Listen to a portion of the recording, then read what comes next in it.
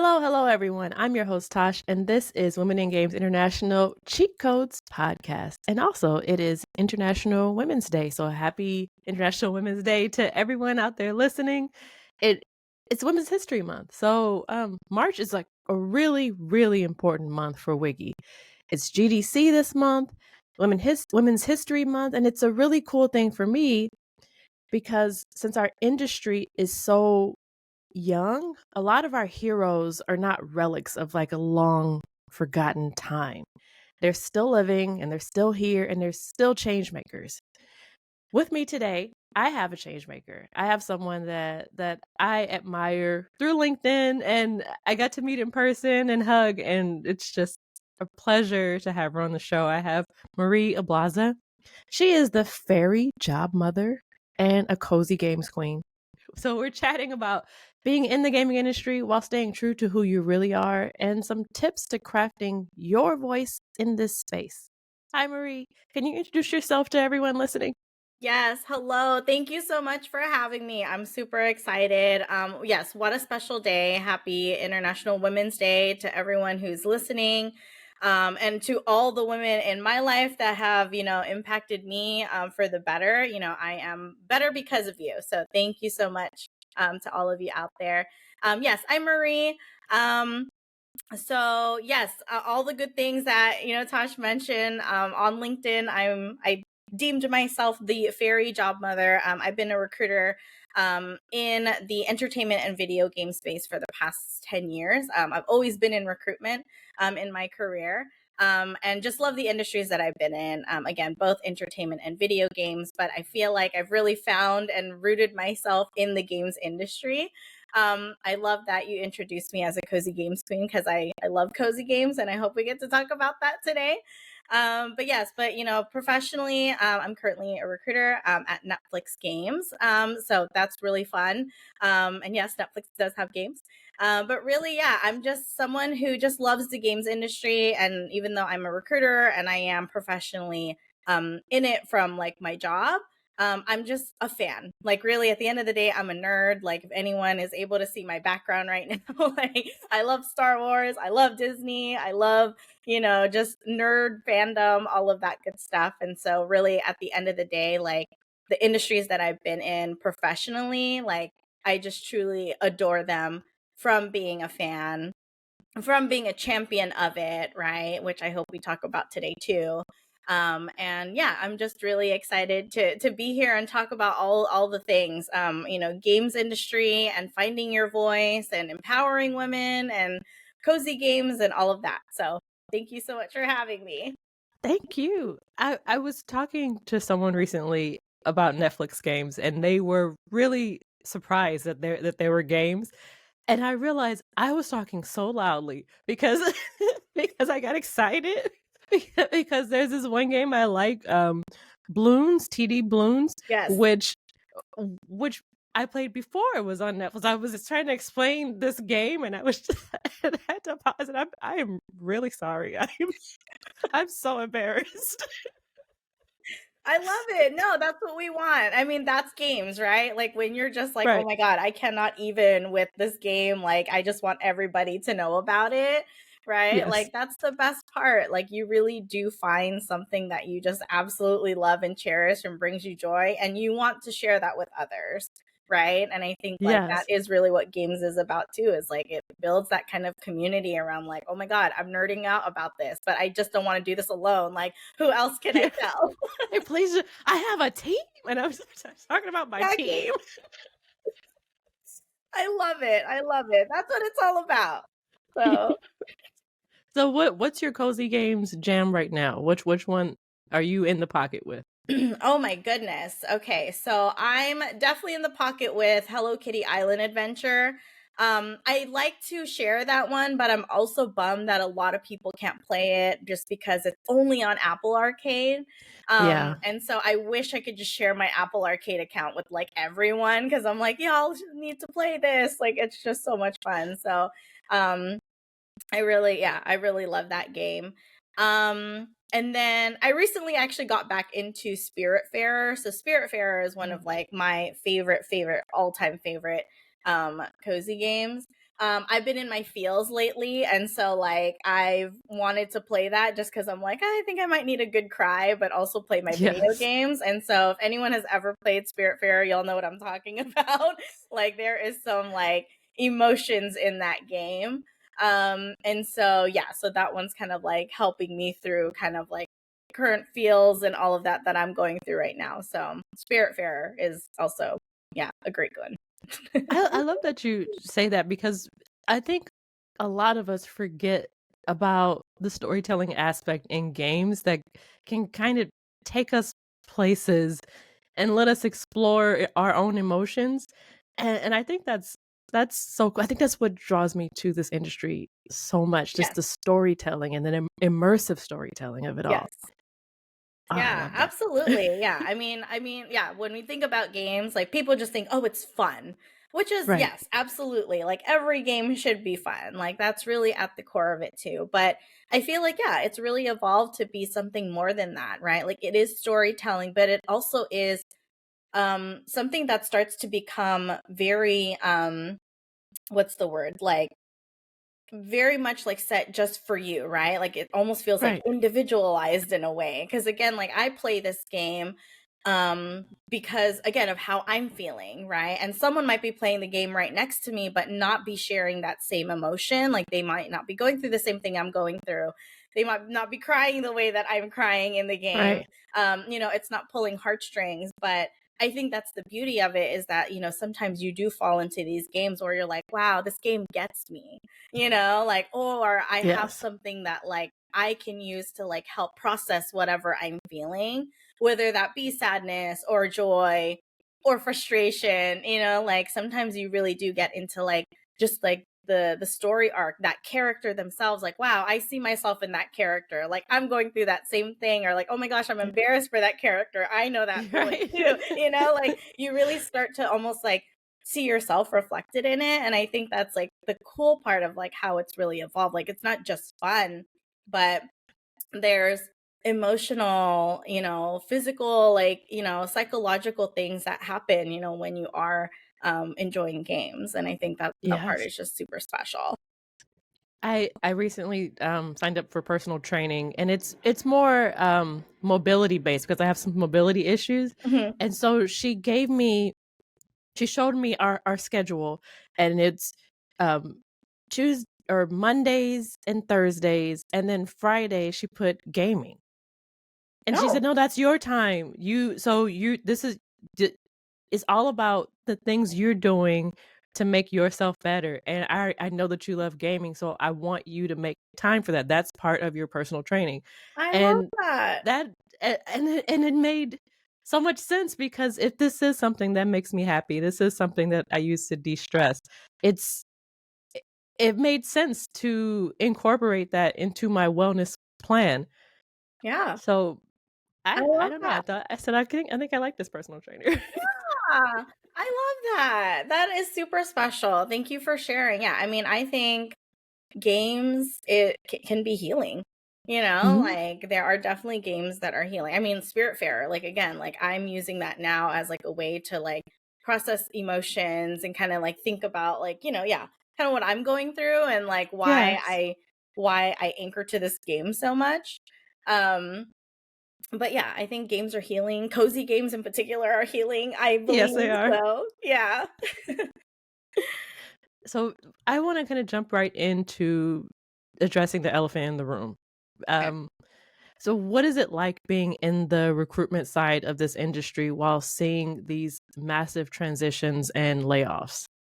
Yeah, that's a great question. It's I'll speak personally. Obviously, like I don't know if every recruiter is feeling this in particular, but at least for me, like it is really hard. Like I think that's also part of like some of the emotions that I've been feeling lately. Yeah. It's really hard to see this in the industry. Um it's nobody's fault, right? Like it really is like, whatever you call it, business reasons, business justifications, whatever it is, right?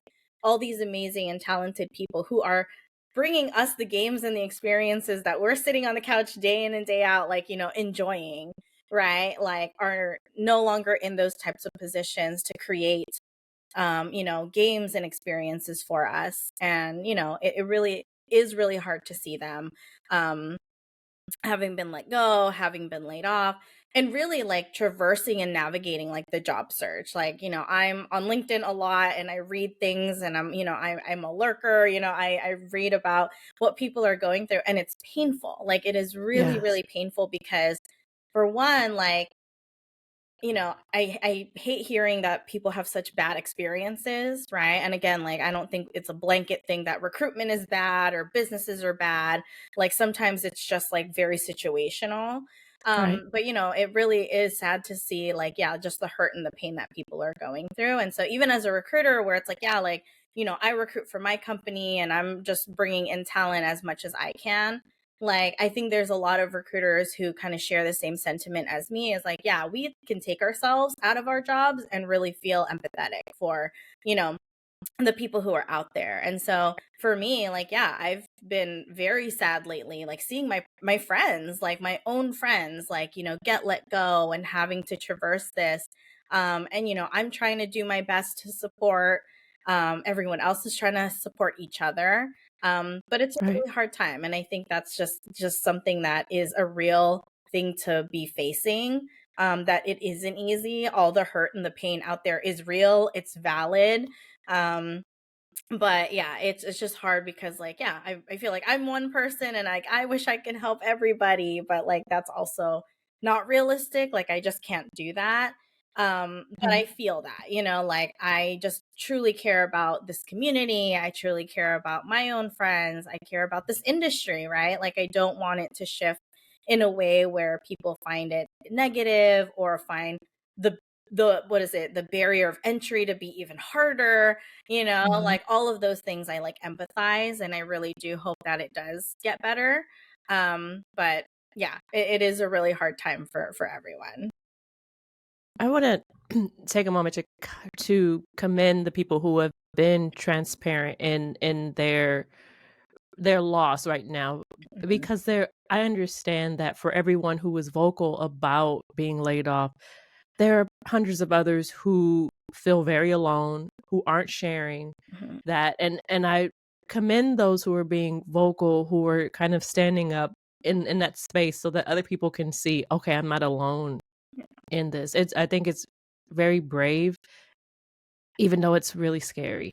Yeah, absolutely. And I think those, yeah, those people are, I think they're doing great work, right? Like, I think, yeah, you're right. They should be recognized for championing for themselves, but also for others. Because I think, yeah, like, some people who are more vocal, like, yeah, you don't know who you might be impacting, right? Like, there might be someone Right, out there who is like, I don't even know how to say it. I don't even know how to go out there and ask for help or anything. Like, you might just be that light that they need to say, okay, yes, things are bad, but I could reach out to someone. There is a community here, right? Like, I mean, we see this right. on LinkedIn all the time. Like, there really is so many, great resources and just people individually who just want to help out.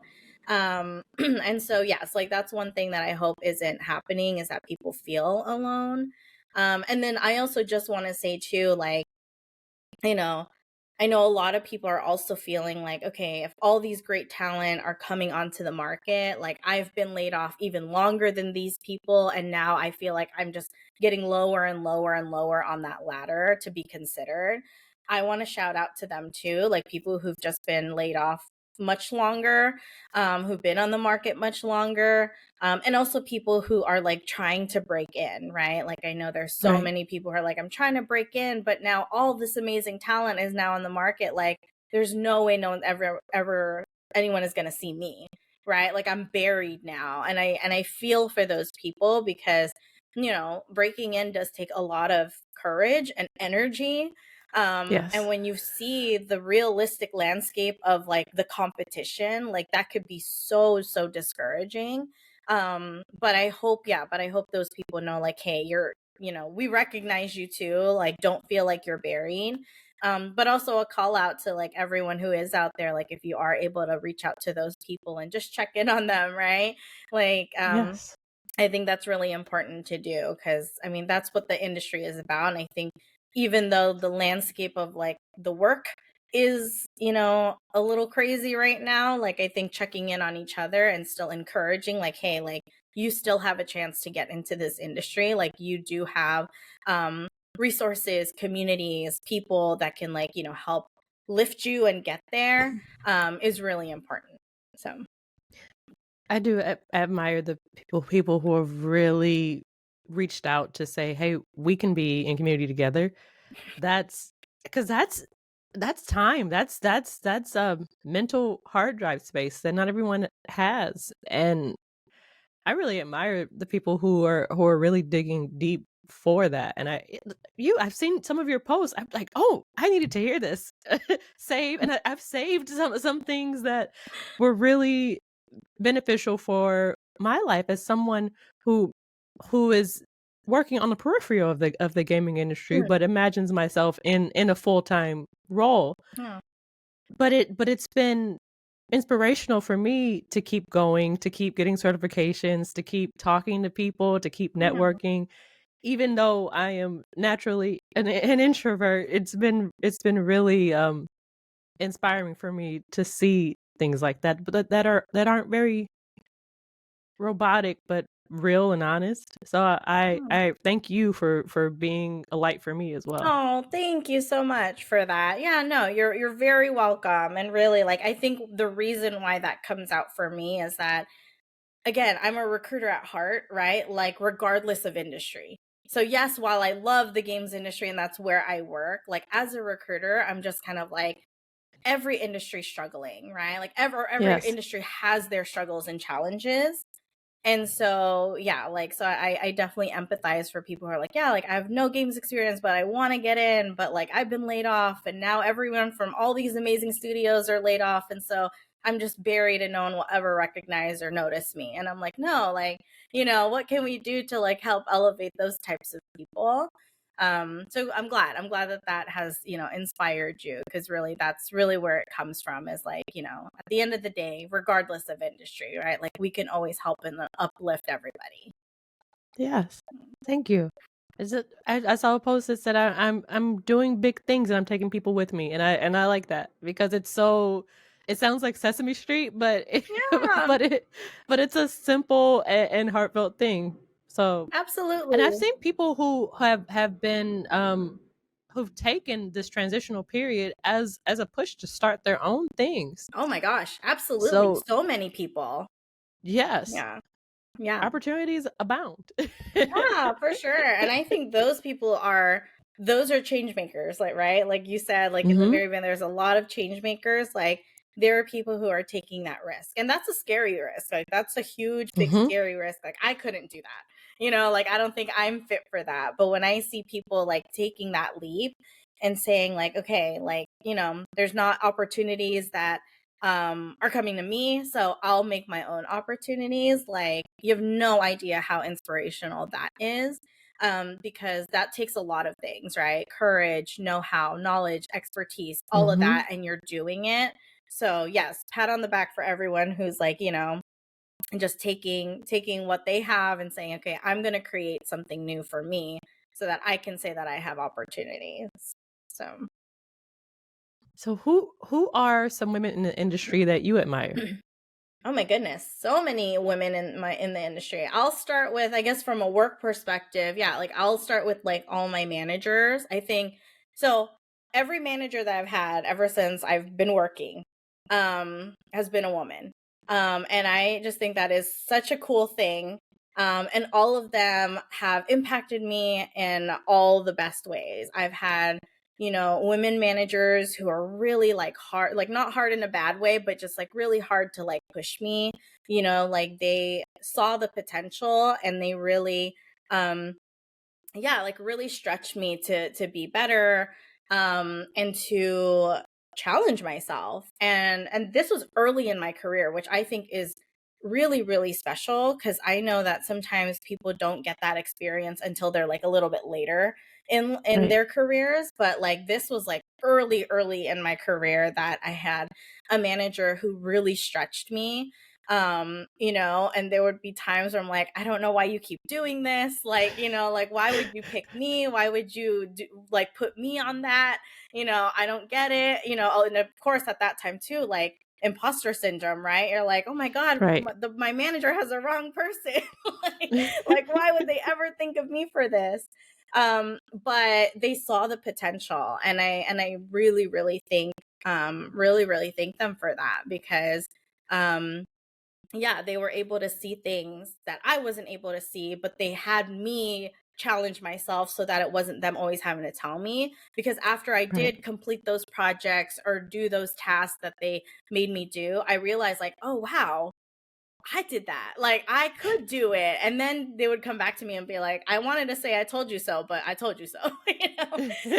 So like it was, so yeah, so you know, those managers, and all throughout my career, like again, like that was a manager like early in my career, and then like in the middle of my career had another manager who was very mindful of my growth.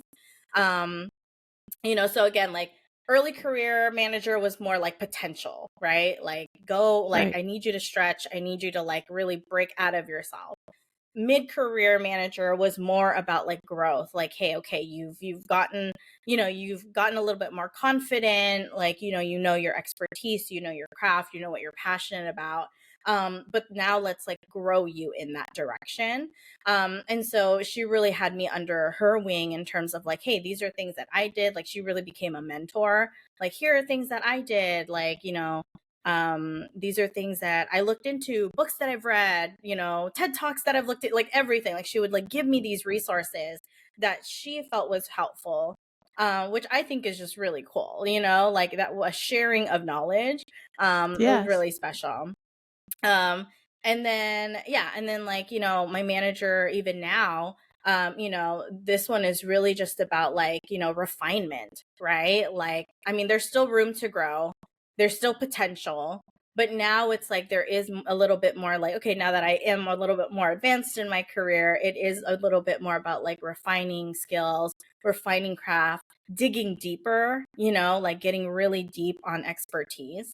And I think that's really cool to see that evolution, right? So it's like someone who Right. is just trying to like get you out of your shell. And the second phase was like someone who's like, okay, you're out of your shell, but now let's actually use that stuff in practice. And then now, like, you know, getting later into my career, now it's more like refinement, like, you know, where do we want to go? How do we think deeper about some of these skill sets and the things that you do? So really, like, you know, those are definitely women in my life. And this was again across the games and entertainment industry who've taken me under their wing, in different phases of my career. Um, and really, like, you know, being a recruiter, like, you just see every type of role under the sun, right? Especially in different studios and different places that I've worked. And so I couldn't even name the amount of women, just in the industry that have inspired me. Just because there's women in like every single discipline, right? Whether it be Right. recruitment or marketing or game development or, you know, VFX in film or whatever it was that I was in. Like, there's so many impactful women that I just know, and they've all just inspired me because I'm like, yes, like, do the thing, like, you know, it's so good to Yes. see you in these positions. How did you get there? What did you do? And just that celebration of, like, you know, their accomplishments and how they've gotten to where they are, like, have all inspired me and have pushed me to be better. So I like that. yeah. It's really important. In the last episode with Cheat Codes, we talked about leadership and how um, we should change our definition of leadership to be to not be such a rigid view of this leader that's out in front and just trudging ahead. But the best leaders are the ones who take a look at us and see us, Hmm. and not only see what we are doing, but see what we can do Yeah. and value us as a contributor to the team. So that's I some love that. confirmation I needed as well. Yeah, I love that. No, I think the best leaders are like intentional, right? But also like Mhm. understands and celebrates the individual, right? Because I think, like you said, like sometimes leadership is like, everybody, let's go, like every single person, let's go on this adventure. Right. But it's And like, someone's in the back going, "Where are we going?" right, but not But just that, but like someone might be like, it's I don't know if I can walk that long, or like, hey, I can't right, carry this heavy backpack. Like, like everyone also is like, have their own situations or challenges or things that right, they might feel like they struggle with. So like going on the journey doesn't always mean like, okay, everyone's in lockstep and like in March, but like someone might be like, right. I might feel slower on this walk. I might not be able to carry the same kind of weight as that last person. And so I think real leaders like look at that and say like, okay, like I see that you might need extra help here, in this area. So Right. like, in order for us to go on the journey together, I need to make sure I have that resource or that that help for you. And then like looking at another person like, hey, I see that you're really strong here, so maybe you can like walk in lockstep with like another colleague, and you know what I mean, like really trying to see what the strengths and the weaknesses are, and then yeah, like almost playing Tetris, like what does this person Yes. need in order to like actually move ahead and move the needle for themselves, right, or for the team. And so, yeah, I think the best leaders are people who see that and isn't just like, okay, everybody, let's go, but goes, hey, okay, we all want to go. Is everyone okay? Like, does everyone have what they Yes. need before we go on this journey?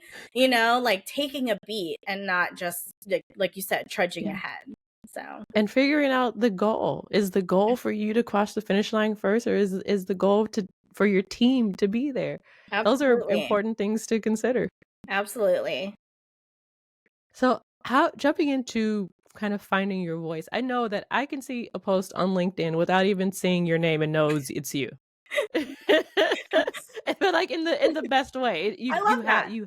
you have a presence that is very unique to you. Did it take time to find that? Was that intentional? Yeah. I really wanted to make sure that I was me when I decided to like, hey, be on this personal brand journey. Because before I like went live, I guess you can say, like I was a lurker, right? Like I was watching Right. everybody. I was taking notes about like how other personal branders were presenting themselves online, how they were building their presence online. Um, and one of the things that I saw was like, I mean, it's a lot of work, but it's a lot Mhm. more work when you are someone that you're not, right? Because there's definitely some True. branders who like take on a different type of identity. And I can only imagine how hard that is to be like, I'm one person here, but then I'm another person online or Mm. wherever. That's not a bad thing. Like actually being able to differentiate and divide like is actually a good thing. I've seen the benefits of it. But when I finally went live, like that was one thing that I said I didn't want to do is like I just want to be me. Like really like I want people to when they see me online, see me one way, but then when they see me in person, they go, "Wow, you're literally the same person." Like I always wanted that because I didn't, I didn't want to be like I just didn't want to throw anyone off. And also I didn't want to throw Right. myself off, So I think that was really where it stemmed from is that whether you see me online or see me in person, you see me virtually or we like, give high fives at GDC, like it's still me. Like you're always going to get me. And so that was really what I anchored to like every time.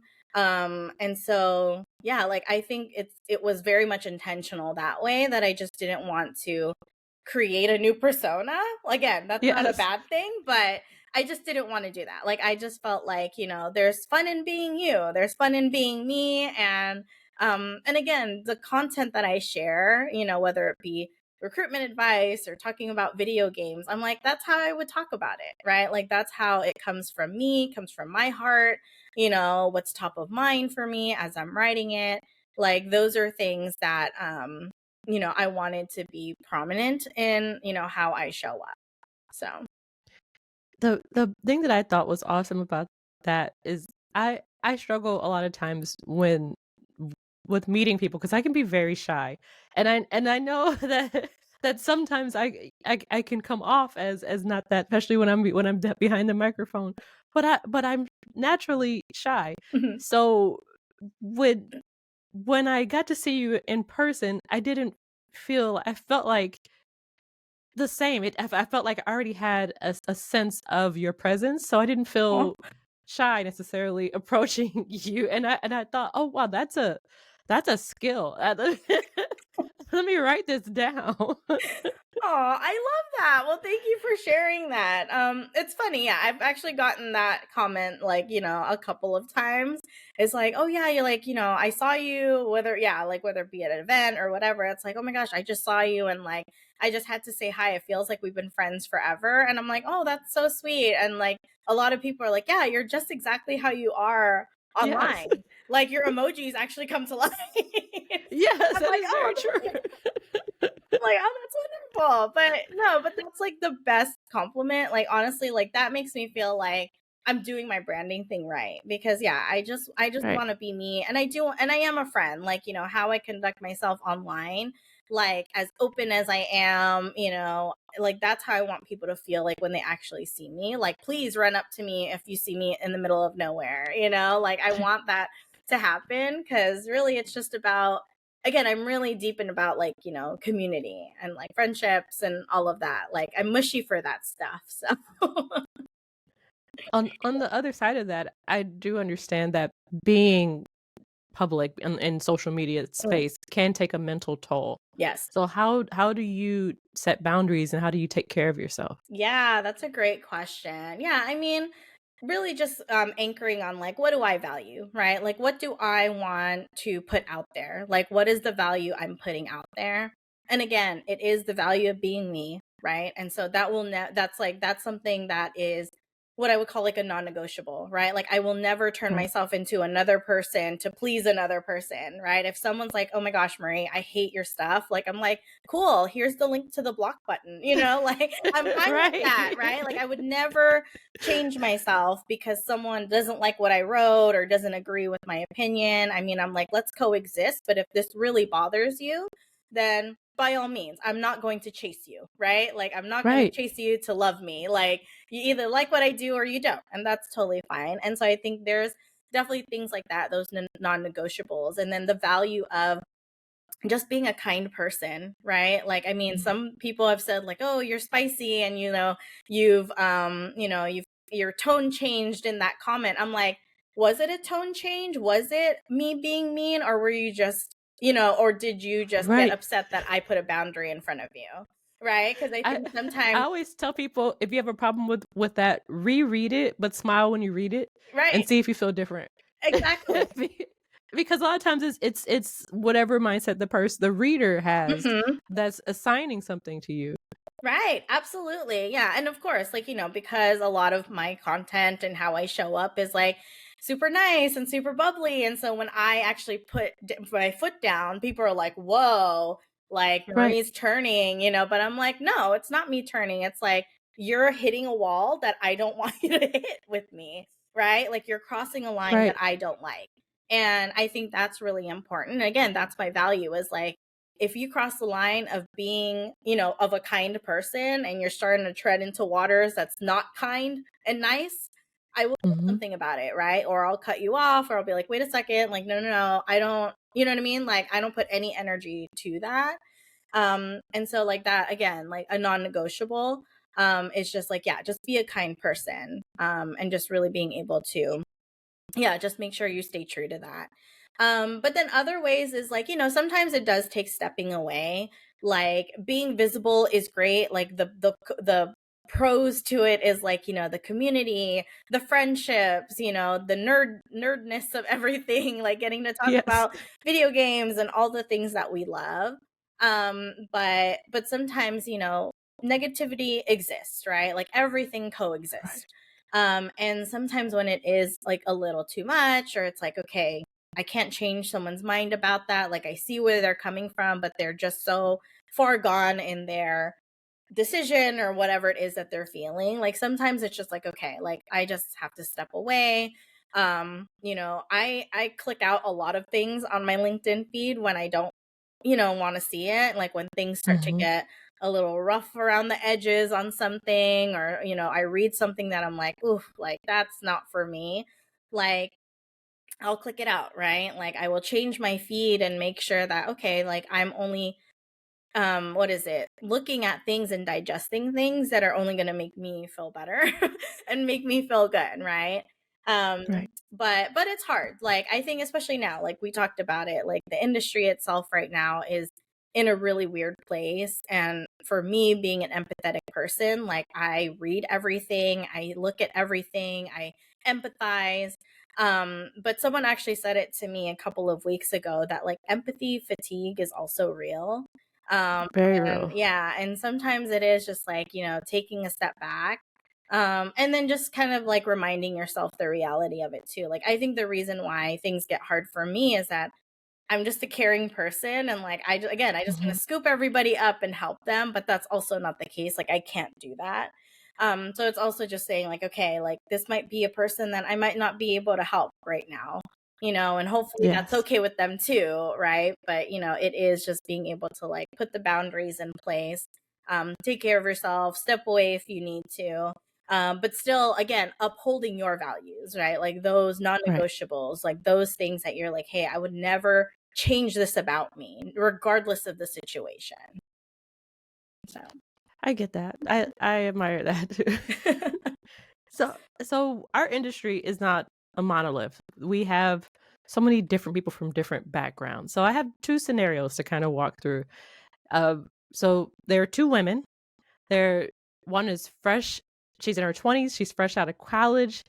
She's taking care of herself, maybe working in a service industry because her dream is to be a developer in the gaming industry. So what would you say to her? yeah, absolutely. I mean, being that young and having that fire in you, like use that fire, right? Like use that excitement and enthusiasm in ways that, is going to step you out of your comfort zone a little bit, right? Like this person feels like a little bit like me when I said like I had that manager who like was really trying to like push me out of my comfort zone. I was like, this is a little Right. bit uncomfortable, but then once I did it, I was like, oh, okay, I get it. Like, yeah, this is like Marie a long time ago, right? Like it really is like you have that fire, you have that enthusiasm, use it, right? Like use it, but also know that because you're so new and there's a lot of things you don't know, like you will have to do things and learn things that are outside of your comfort zone, right? Like I would tell this Mhm. person like, I know you're probably tired of being told to network, but this is the time to network, right? Like you are in Yes. a great place right now to network. Like you have so many resources right now, right? So I would really just tell this person, yeah, like if that is still the dream, like stay the dream, right? But just know that what is it? I have like this favorite quote where it goes, like if something doesn't work out, don't change the goal, but change the plan. Something like that, where it's Mm, like, because some people might think like, oh, I failed, so I got to change a goal and pick a new dream. But it's like, no, like right. sometimes it's like, stick the dream, like keep the dream there, but your strategy might have to change. Right. So I would say, Right. like, for someone who's going to be navigating this, like, yeah, like, just know, like, don't get discouraged. Like, you might not land the first thing that you get. But again, if this is a dream that you want, like, don't erase the dream, but just know that your strategies, things you'll have to do might be outside of your comfort zone.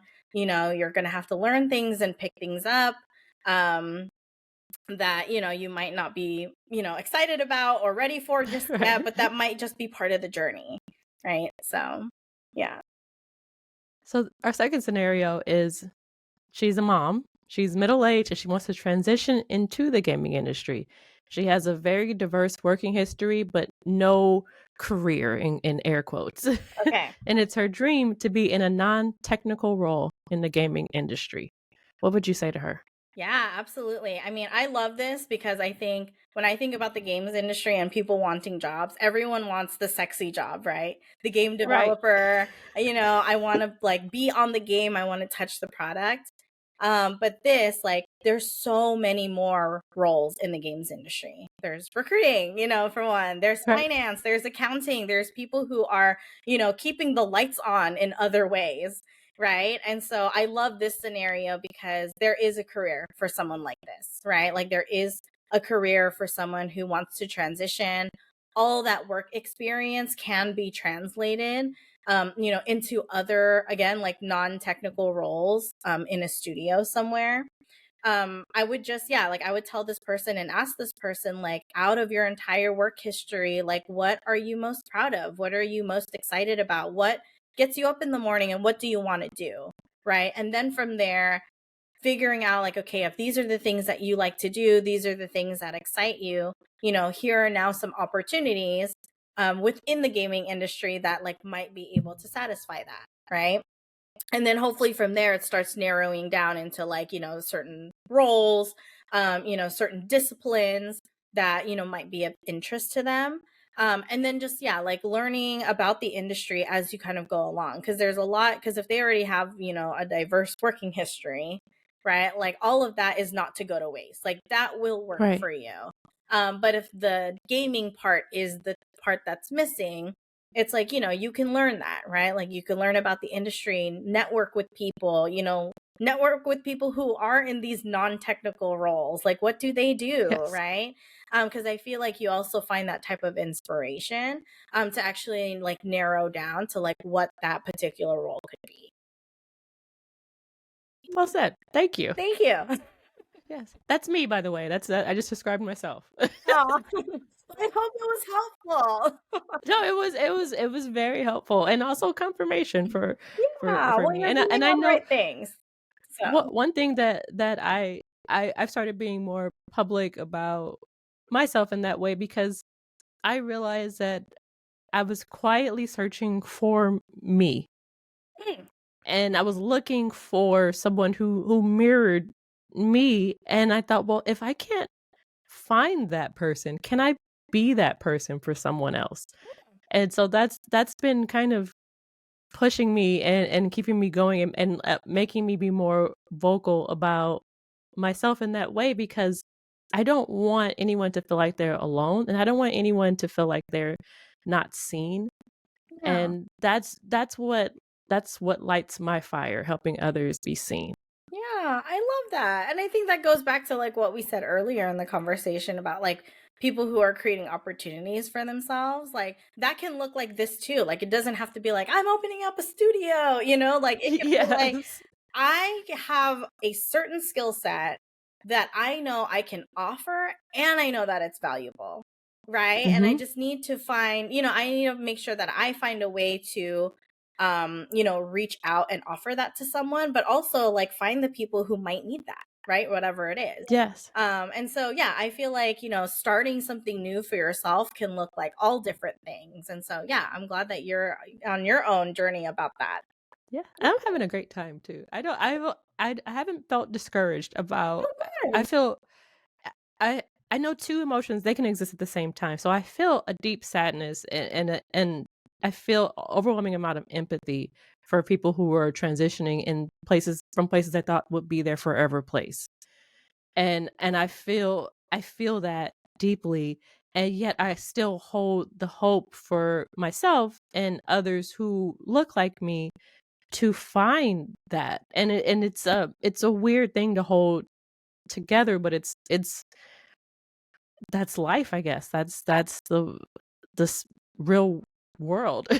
For sure. And like you said, those can exist, but it can also exist as your motivator, right? Like Right, sometimes that sadness, mixed in with the hope, like that is still like, okay, the reason why I still feel that way is because I do see that there's going to be a light at the end of the tunnel, right? Like I know right. that this isn't the end all be all, right? And so, yeah, I think that's really great that you hold that, and that's totally okay, cuz really at the end of it, as long as it's driving you forward and not making you feel like you're always set back, like that's good that, emotions like that exist at the same time.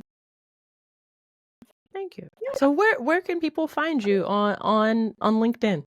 Yeah, just on LinkedIn. I don't have any other social medias. But yes, LinkedIn is the best place to connect and follow with me and follow all my shenanigans across recruitment and video games and cozy games and Netflix games. And then I also do have a website. So just a personal website. It's something that I've kicked off when I kicked off my personal brand journey. But it's just my personal website that shares a little bit more about me. And what else is on there? I have like a bunch of like recruitment tips and stuff on a blog. I have a list of like 400 cozy games plus more, not all cozy games, but yeah, a list of 400 games on my website if you ever are looking for a game. I have that list that I've built out. And yeah, I mean, I have a YouTube channel that I worked on for like a small bit. I have like 4 videos. If anyone needs any, like, videos to fall asleep to at night, you got 4 to choose from. I don't know if I'm gonna build out my YouTube anymore. We'll see. I have some ideas, but it takes a lot of time. But if I ever do launch anything new, you can follow me and find out. So yeah. Thank you. So thank you for tuning in to Cheat Codes, everyone. I am your host, Tosh. Let's connect on LinkedIn. To stay to know Women in Games International, please visit us at getwiggy.com and subscribe to the newsletter. You can find us on multiple social media platforms at GetWiggy. And if you want to get involved with Wiggy, you can visit us at www.getwiggy. I know I don't have to say www, but I am 98 years old. getwiggy.com/get-involved. Thank you so much for being on the podcast today, Marie. I really appreciate you taking the time for this. Of course. Thank you so much for having me. Thanks, everyone. Thank you. Take care, everyone, and we will chat soon.